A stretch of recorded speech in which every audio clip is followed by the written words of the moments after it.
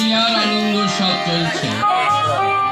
তার সওদাগর বিরামহীন ভাবে চিন্তা করছে, হায় হায় বিবাহ তো হবে, মনসার সাথে আমার বৈরী ভাব, আমার